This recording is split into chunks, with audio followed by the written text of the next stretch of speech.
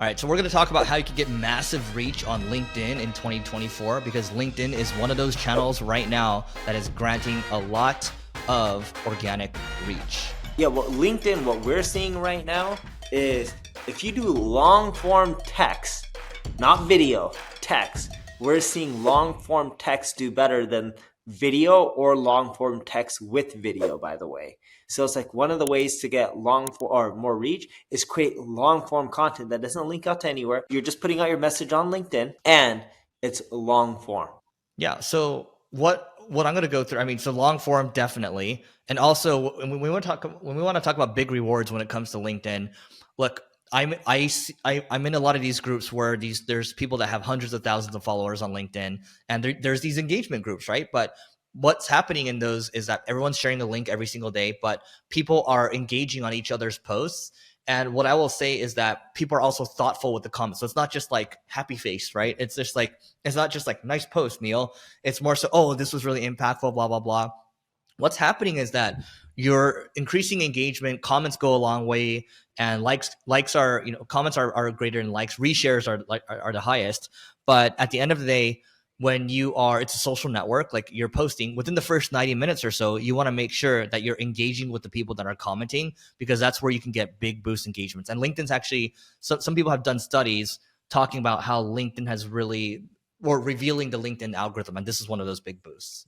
Yep. The other thing too is when you're getting a lot of comments, right? As Eric mentioned, it's a big part of it. You need to respond to the comments and encourage more. So for example, I posted something on LinkedIn that's doing really well right now. And I talk about how content is not king.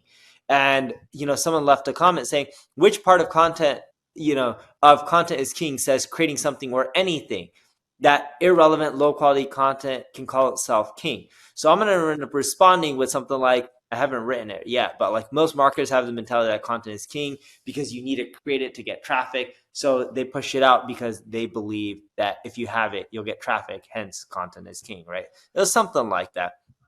And the other thing, the example I gave you, I put at the beginning of my LinkedIn post, content is not king. That's a hook. You need to create an amazing hook. It doesn't have to be controversial, but something that just draws people in so they'll engage more and click the see more button. If they click see more, it also uses, that's a social signal for LinkedIn, and they start giving you more love. Yeah, here's another example, just to build on what Neil said. So let's say he leads with content is not king.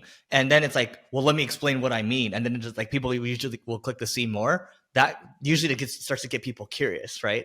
So that goes a long way. You look like you want to say something. Nope. Okay. Well, I want to show you Neil's, let's actually look, because you're talking about your LinkedIn right now. So do you see this? Yeah. So this is you, right? So he posted this 2 hours ago. It's already getting a good amount of comments already and then engagement. So what you can do, because Neil and I, we do a lot of shorts and reels.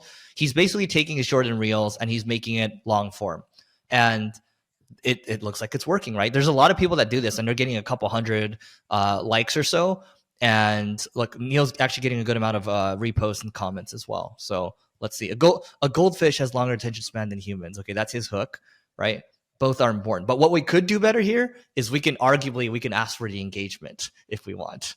Yeah, you can ask a question. That helps. But what we found is we've been testing. Text without the video actually does better. We still choose to use the video because I want the personal connection and I want the branding from it as well. So we tend to choose the content. But we've tested. Text without the video in long form does better than with the video. And we've tested. Wait, say that again? Text without the long form? Long form text without the video, from all the tests we've run, most cases tends to do better. I don't know why. Could be, the current flavor of the month with their algorithm, but Yep. we try to, we still use video. And the reason being is for the branding effect, because we feel text doesn't have the same brand effect as text with video. But yeah, we're testing it out, and, you can use either one, but we've just seen more love if it's just pure text.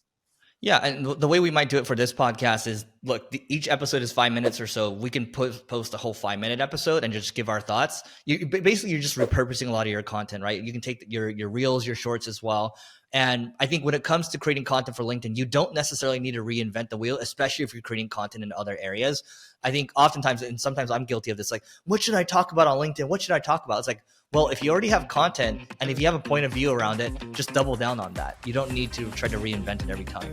Yep. So that's it for today. Make sure you give us a 5-star review. We really appreciate you guys. Thank you for listening. And check out this video over here if you want to continue learning marketing on YouTube. Goodbye.